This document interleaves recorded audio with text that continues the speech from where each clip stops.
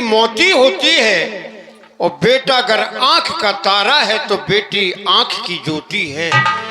बेटा एक कुल को तारता, कहते हैं बेटा कुल को तारता है, सत्य है। बेटा एक कुल को तारता है, लेकिन बेटी दो कुल को तारती है, पति के कुल को और पिता के कुल को। बेटा एक कुल को तारता है, बेटी दो कुल को तारती है।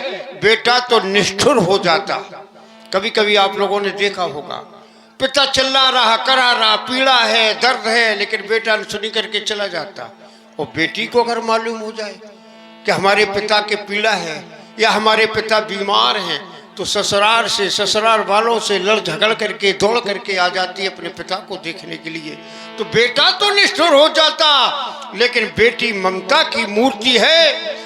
अगर पिता अगर रोता है तो बेटी भी संग में रोती है। बेटा अगर हीरा है तो बेटी भी आंख की ज्योति है। इसलिए बेटा बेटी में आप भेद न माने। बेटी तो हमारा गहना है। अरे सोचो, बेटी ना होती तो आज हम आप होते ना। प्रथम रूप है नारी, नारी का प्रथम रूप है ये बेटी। आती है धर कर के ये स्वरूप बेटी। बेटी तो पावन पूजनीय पवित्र होती है, साक्षात दुर्गा मैया का चित्र होती है। माता पिता जिसके पैर धोते हैं, विदा करते समय विलक विलक करके रोते हैं, जग में वो कार्य महान करते हैं जो अपने हाथों से कन्या दान करते हैं। इससे बड़ा भाग्य क्या हो सकता है। इसलिए बेटी के आज हम भी वही कार्य करने के लिए जा रहे हैं। नाथ, थोड़े ही शब्दों में आपका निवेदन कर रहा हूं, मेरी प्रार्थना को स्वीकार करना। कि नित्य पे आरोचनों कर आरती उतारी नाथ, राउर प्रताप पुंजो हृदय मध्य धारा है। पूनम कवि विदित हो तू आज प्राण के आधार, शौर्यवान दिवसों आज अंत तुम्हारा है। हेलो तो रह कर शरणागतो हे आशुतोष के निधान, सिया के सौभाग्य हेतु पिण करा लो धारा है। तो दीजिए आशीष शीश आज प्रभु चरणों में धारा है। तो दीजिए आशीष शीश प्रभु चरणों में धारा है। एक बार सभी प्रेम से बोले, बोलिए शंकर भगवान की जय हो। देख रहे हैं ये जनक जी का सुंदर अभिनय कर रहे हैं हमारे पंडित श्री प्रयाग नारायण द्विवेदी जी, प्रयाग गुरु महाराज, जो श्री गोहिनी सरकार रामचरण दर्शन मंडल के मंडल मालिक हैं। इनके द्वारा जो सुंदर जनक जी का अभिनय, तो ये 21 रुपए हमारे Jitu Yadav master, organ master, इनकी ओर से ये हमारे जनक जी को स्पेशल 21 रुपए। और आप लोग सुन रहे हैं, सुने। राज सेवक महाराज, तुम्हें मालूम है हमारे पूज्य गुरुदेव उस समय सुख सदन गए, जहाँ पर महामुनि विश्वामित्र निवास करते हैं। अस्त वो आने वाले हैं, तो कुछ तैयारियां तुम्हें करनी है। कौन सी महाराज? वो तैयारियां हम तुम्हें बता रहे हैं, इस पर विशेष ध्यान देना। जो आज्ञा। कि गुरुदेव गए हैं सुख सदन, मुनिवर को यहाँ बुलाने को, सेवा में तत्पर हो जाओ, निज मानस कमल खिलाने को। क्यों कि हो पाए न किंचित कष्ट उन्हें, हो पाए न किंचित कष्ट उन्हें, इस लंगे अवन तक आने में होगा विदेह को महाकाश, पद का करो भी चुभ जाने में। अगर उनके पैरों में कंकड़ चुभ गया, उन्हें कष्ट होगा, लेकिन मुझे महाकष्ट होगा। महाराज की जीवन की जय जयकार हो। आपने ठीक कहा महाराज, व्यवस्था होगी, लेकिन समस्या एक खड़ी हो जाएगी। नहीं नहीं, करना क्या है तो? हाँ, क्या करना है महाराज? कि चहु और सुगंधित इत्रों से जय हो। सारी मग धूली सिंचा देना। तेल लेना, सुगंधित तेल इत्रों, पूरा यहाँ से लेके वहां तक पूरे रास्ते पे छिड़काव कर दो। जय हो आपकी। हम छिड़काव कर देंगे महाराज। हाँ। यही तो हम कह रहा हूँ, सोच रहे हैं मन में कि अगर हम इत्रों से छिड़काव कर देंगे तो धूल दब जाएगी महाराज। हाँ, तो कंकर तो बाहर निकल ही आएंगे। समस्या खड़ी है। छिड़काव होगा, कंकर निकल आएंगे। निकल आएंगे, जब धूल दब जाएगी तो कंकर बाहर निकल आएंगे महाराज। तो फिर एक काम करो। कौन सा कार कि महाराज? उस रंग, उस सुखद सदन से इस रंग अवनिता पग पग पर फूल बिछा देना। जो आज्ञा महाराज जी। इस बात अब तो कोई समस्या अब कोई समस्या नहीं। और कोई- लेकिन हम जस्ट सोच रहे हैं महाराज, बहुत सोचते इतनी वीआईपी व्यवस्था आप बता रहे हैं, हाँ, तो हमें समझ में नहीं आ रही। ऐसी कुएं आ रहे हैं, इतने मुकद्दसी में कुएं हैं कि कौन से राजा हैं कि इनके लिए इतनी वीआईपी व्यवस्था? राजा नहीं है तो महाराज उनके संग राज कुंवर है दो। अच्छा, राजा नहीं है, हाँ, उनके संग राज कुंवर है दो, जो कौशल पराग सुखदाता है। कहने को चक्रवर्ती सम्राट महाराज दशरथ के पुत्र हैं वो, लेकिन मुझसे पूछो हाँ, कि मुझको तो विश्वास हुआ कि निमिकुल के भाग्य विधाता है। जय हो। हमें ऐसा लगता है उनके आगमन से हमारा भाग्य उज्जवल होने वाला है, खिलने वाला है, भाग्य बदलने वाला है, इसलिए कोई कमी न रह पाती। जो आज्ञा महाराज।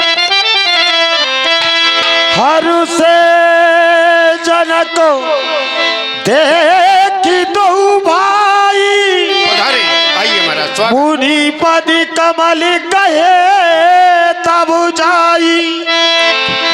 आपके आगमन मेरे लिए मंगलदायक, सुखदायक। आपका पावन पुनीत दर्शन पहले भी हो चुका है, आज पुनः मेरा भाग्य जागृत हो गया, हमारे सभी मिथिला वासियों का भाग्य जागृत हो गया। नाथ व्यास जी, आत्मा, महात्मा और परमात्मा तीन कोटियां होती हैं। आत्मा, महात्मा और परमात्मा। लोग कहते हैं कि आत्मा में परमात्मा का वास है, लेकिन दिखाई नहीं देता।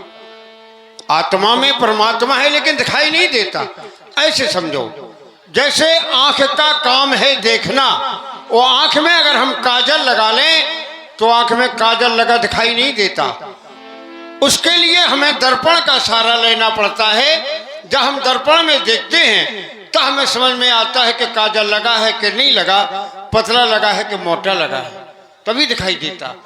उसी प्रकार से आत्मा में परमात्मा का दर्शन कब होगा? जब महात्मा रूपी दर्पण सामने आता है, तब महात्मा की कृपा से ही आत्मा में हमें परमात्मा का दर्शन हो जाता है। ऐसी महात्मा की चरणों की महिमा। हे नाथ, आज आपका पावन पुनीत दर्शन करके मेरा जीवन धन हो गया, जीवन धन हो गया।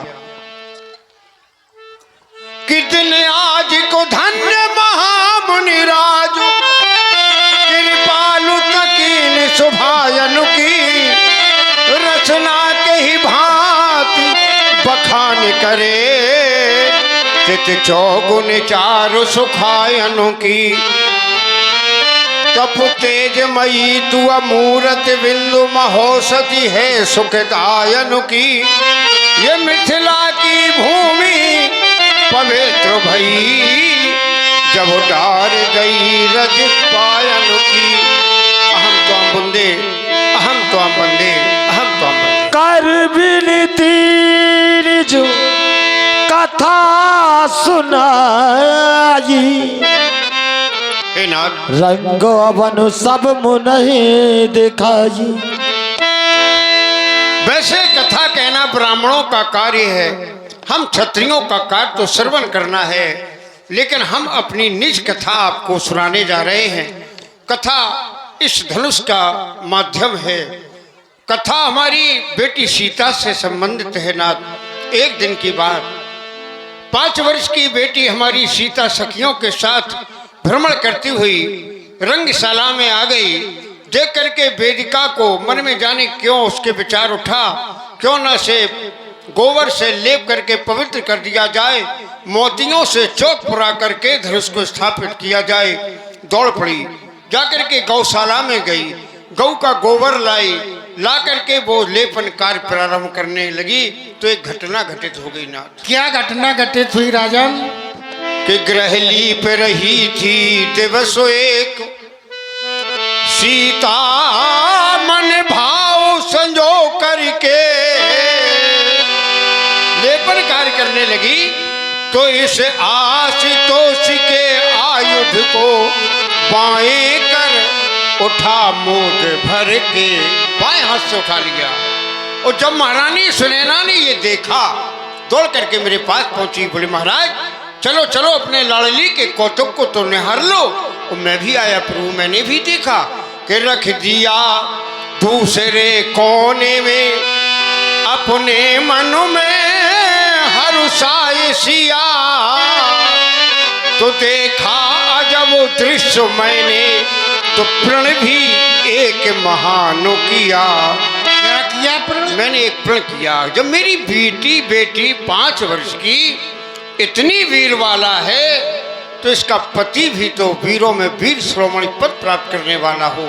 तो हमने एक प्रतिज्ञा की कि जो वीर सभा में आ करके शिव धनुआ को तोड़ेगा तो सुयस विश्व में पाएगा, सीता से नाता जोड़ेगा।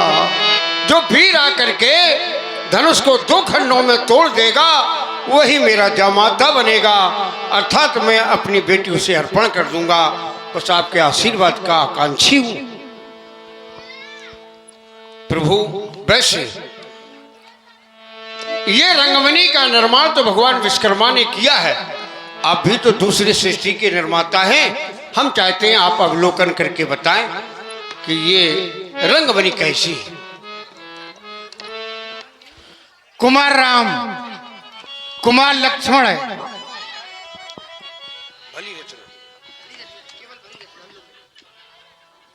देखो यह विदेह राज की कितनी सुंदर रचना है, बहुत अच्छी रचना है, भली रचना है। जय हो। भले लोगों के मुख से जब भली बात निकलती है तो भला ही भला होता है। जय हो आपकी। विराजे मंच पर विराजे दोनों राजकुमार। हेलो। सभी मंचनते मंच की सुंदर विशद विशाल, मुनि समेत 2 बंधु तय बैठा रे माझी पर।